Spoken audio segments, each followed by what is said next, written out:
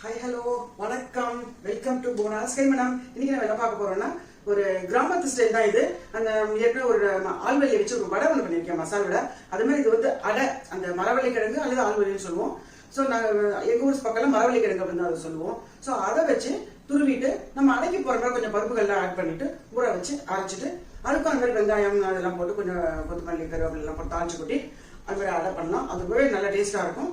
அது இப்போ எப்படி பண்ணலாம் என்னங்கிறது இப்போ நம்ம பார்க்கலாம். இப்போ அந்த வரவள்ளி கிழங்கு பார்த்தீங்கன்னா நல்ல சீசன், இப்போ நல்லா கிடைக்கும். இப்போ அது எப்படி ஒரு 6 months ஒரு தடவை அது கிடைக்கலாம். கிராமத்தில் அந்த வைக்க நாங்கள் சாப்பிட்ருக்கோம் அது மாதிரி. ஸோ அந்த கிராமத்தில் ஈஸியாக கிடைக்குங்கிறதுனால வந்து விதவிதமான டிஷ்ஷஸ் பண்ணுவோம். ஸோ அது மாதிரி தான் இப்போ வந்து உங்களுக்கு வந்து இதை ஆட் பண்ணி காமிக்கலாம் அப்படின்னு வச்சுருக்கேன். இதுலேயே வந்து மசாலா தான் நான் வந்து பண்ணி காமிச்சிருந்தேன். ஆக்சுவலாக இது பஞ்சந்தாங்கி அப்படிமா, அதாவது இதெல்லாம் கொஞ்சமாக சாப்பிட்டா கூட வயது ரொம்பிடும். ஸோ கொஞ்சம் அந்த கிராமத்தில் விவசாயம் பண்ணுறவங்க எல்லாம் ரொம்ப காசு இல்லாமல் இருப்பாங்க. அவங்களும் இந்த சீசன்ல பாத்தீங்கன்னா வேக வச்சு சாப்பிட்டீங்கனால வயிறு பயங்கர ஃபில் ஆயிடும். பட் உடம்புக்கு நல்லதுதான். ஸோ அதை வந்து இப்போ இந்த அடை எப்படி பண்ணலாம் அப்படிங்கிறத பார்க்கலாம். மரவள்ளி கிழங்கு அடை பண்ண போறேன் இன்னைக்கு. அதுக்கு பாத்தீங்கன்னா சாமான்கள் எடுத்து வச்சிருக்கேன். இதுக்கு வந்து கடலை பருப்பு, துவரம் பருப்பு, கொஞ்சோண்டு பச்சரிசி, கொஞ்சமா வந்து உளுத்தம் பருப்பு, சும்மா அது ரொம்ப கம்மியாக தான் எடுத்திருக்கேன். அது வந்து சும்மா பைண்டிங்காக தான் இது உளுத்தம் பருப்பு. இது வந்து இட்லி அரிசி.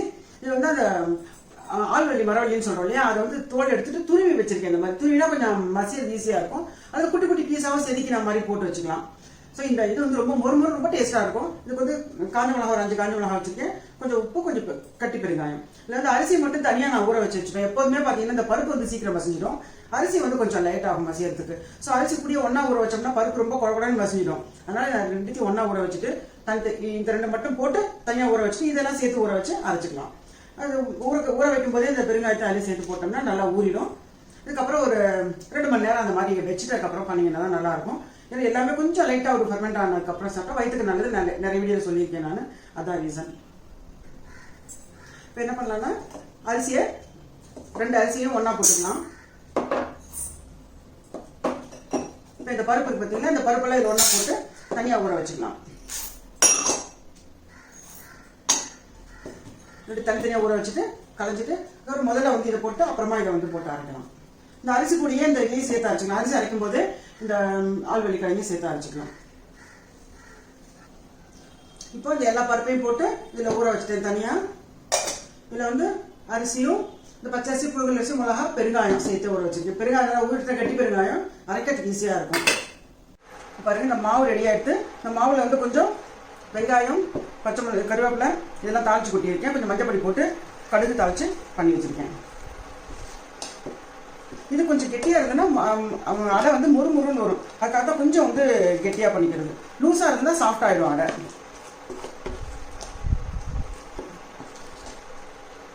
கொஞ்சம் தண்ணி வச்சுக்கலாம்.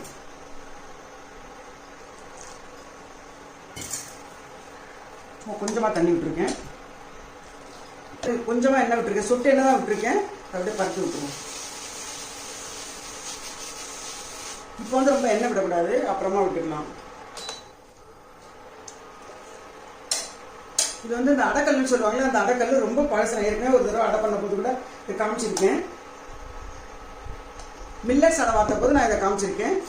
இது வந்து அந்த காலத்து கல், 40 years அந்த மாதிரி உள்ளது. அது மாதிரி அடை வாக்கும்போது என்ன பண்ணுங்கன்னா, இந்த இது இருக்கு இப்படி இந்த கரண்டியை வந்து இப்படி வச்சு மாவை இப்படி சுற்றி கொண்டு வந்தீங்கன்னா நல்லா வந்து வரும். இப்படி பண்ணுறதை விட நீங்கள் இந்த மாதிரி பண்ணீங்கன்னா நல்லா இருக்கும். அடை மெல்லிசாக வரும். இந்த மாதிரி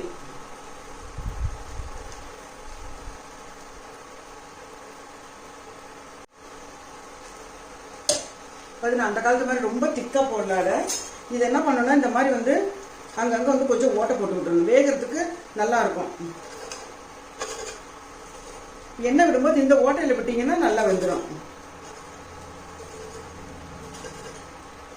ஸோ இந்த அடை வாக்கும்போது இந்த டிப்ஸ் எல்லாம் ஞாபகம் வச்சுக்கோங்க. இந்த ஓட்டையில் கொஞ்சம் எண்ணெய் விடுவோம்.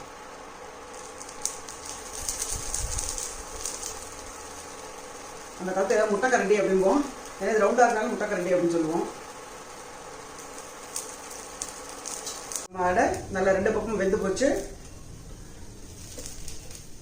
ஏன்னா இது வெங்காயம் எல்லாம் போட்டு பண்ணதுனால இது வந்து ரவுண்டு ஷேப்பாலாம் வரல. ஏன்னா அங்கங்கே வெங்காயம் வந்து பொடியாக கட் பண்ணி வதக்கி போட்டதுனால ஷேப் வேற மாதிரி தான் இருக்கும். 2 பக்கமும் நல்லா வெந்துடுது. சர்வ் பண்ண வேண்டியதுதான்.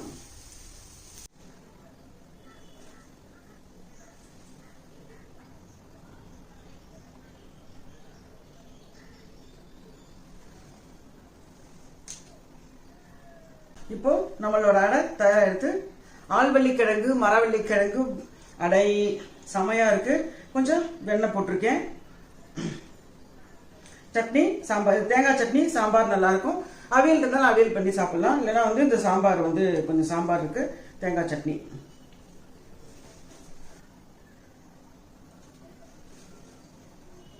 தை பிறந்தால் வழி பிறக்கும் அப்படின்னு நம்ம ஒரு இதுவே இருக்கு, சொல்லோட இருக்கு. அது என்ன ஏன் அப்படி சொன்னாங்க அப்படின்னாக்கா, கிராமத்துல எல்லாம் அந்த விவசாயம் பண்றவங்க தை மாசம் அறுவடை பண்ணுவாங்க, ஆடி மாசம் விதை விதைப்பாங்க. அதோட தை மாசத்துல அவங்களுக்கு அந்த அறுவடையில இருந்து கொஞ்சம் பொருள் கிடைக்கும், இதெல்லாம் கிடைக்கும், காசு பணம் கிடைக்கும். அதை வச்சு வீட்டுல கல்யாணத்துக்கு இருக்கிற பசங்களுக்கு கல்யாணம் பண்ணி வைப்பாங்க. கல்யாண செலவுக்குலாம் அதை யூஸ் பண்ணுவாங்க. இல்ல காது குத்து அந்த மாதிரி வீட்டுல என்ன விசேஷமா இருந்தாலும் அது தை மாசத்துக்கு அறுவடைக்கு அப்புறம் வச்சுப்பாங்க.